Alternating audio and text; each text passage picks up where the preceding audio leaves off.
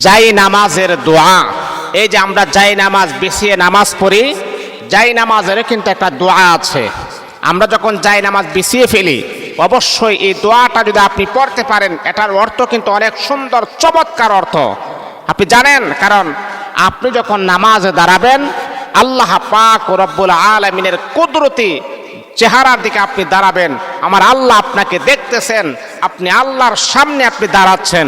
অবশ্যই আপনাকে কিভাবে দাঁড়াতে হবে সেই নিয়মটা যাই নামাজের দোয়াটাই বলে দিচ্ছেন। এই যে আমরা যাই নামাজ বিছিয়ে তখন আমরা কি করি, নামাজে আপনি দাঁড়াই, তখন কিন্তু একটা দোয়া পড়বেন। ইন্নী ওয়াজ্জাহাতু ওয়াজহিয়া লিল্লাযী ফাতারাস সামাওয়াতি ওয়াল আরদি হানিফাও ওয়া মা আনা মিনাল মুশরিকিন।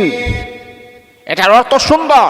হে আল্লাহ, আমার বিভিন্ন রকমের মন মানসিকতা বিভিন্ন জায়গাতে আছে, সেখান থেকে আমি ফিরে একমাত্র আপনার দিকে আমি ওয়াজহিয়া লিল্লাযী আপনার দিকে আমি রুজু হয়েছি।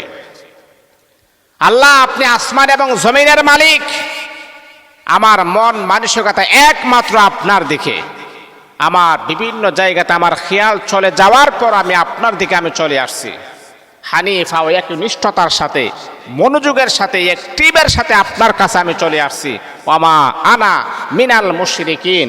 আল্লাহ, তুমি আমার এই যে আপনি এই যে একটা দোয়া আপনি পড়তেছেন, এটা আল্লাহ পাক রব্বুল আলামিন বলে, বান্দা তুমি যে নামাজে দাঁড়িয়েছো, আমি আল্লাহ পাকের কাছে আপনি সিলিন্ডার হয়ে গেছেন।